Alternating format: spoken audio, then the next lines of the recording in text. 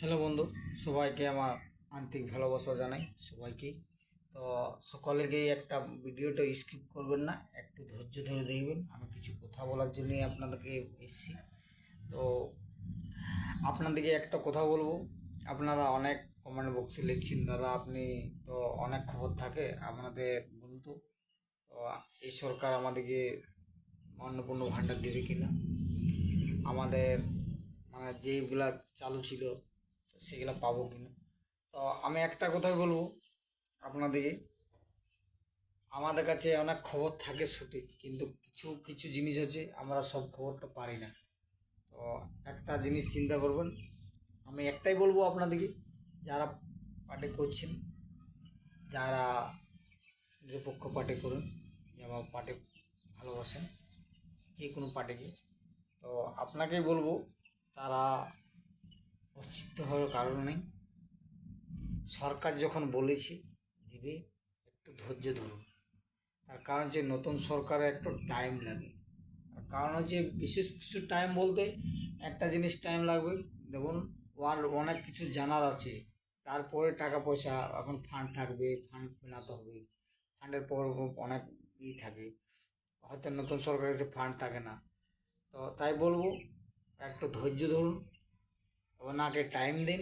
আপনারা যেই যেই বক্তব্যতে দিয়েছি, মানে মাননীয় মুখ্যমন্ত্রী নতুন যেটা হয়েছে, তো উনি যে বক্তব্য দিয়েছে যে আপনাদেরকে কমান্ডমেন্ট করবে, আপনাদের চেষ্টা যতভাবে চেষ্টা করবে এগুলা রাখার জন্য। তো আপনারা অধৈর্য হবেন না, আপনারা অন্নপূর্ণ ভাণ্ডারটাও পাবেন। যারা বলেছিলেন যুবশক্তি সেটাও পাবেন। আর যেটা বলেছিলেন যে মমতা বন্দ্যোপাধ্যায় যেগুলো প্রকল্প ছিল মমতা বন্দ্যোপাধ্যায় করে গিয়েছিল আগের সরকার, সে উনিও ওটা কমান্ডমেন্ট রাখবে। তো আপনারা এটা ধৈর্য ধরুন, একটা নতুন সরকার তো টাইম লাগবে। আপনারা যতভাবেই চিন্তা হওয়ার কারণে। আর সোশ্যাল মিডিয়ায় অনেক জিনিস, অনেক ফলস দেখে, ওগুলো না কান দেবেন না। আমরা সচরাচর সোশ্যাল মিডিয়ায় জানি অনেক কিছু জিনিস ফেক দেখে। তো আমি আপাতত কোনো পার্টি করি না এখন। তো আমি আগে তৃণমূল করতাম, এখন আমি কোনো পার্টি করি না।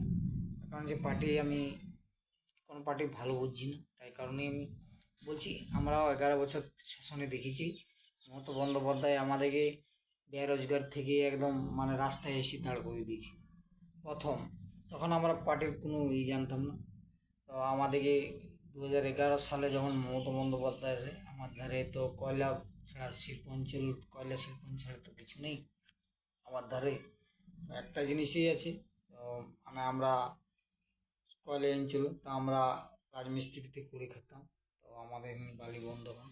তো সরকার টাইম নিয়েছে, সরকার টাইম নিয়ে তো বাড়িটাও চালু হবে। তো সরকারিভাবে চালু হবে। তো আনলিগালি কোনো চলতে দেবে না। এটা একটু টাইম লাগবে। তাই বলবো সকলকে ধৈর্য ধরুন, আপনারা সকলকে নতুন মুখ্যমন্ত্রীকে সাপোর্ট করুন। আমরা যথেষ্টভাবে কাজ করবো। Thank you sir.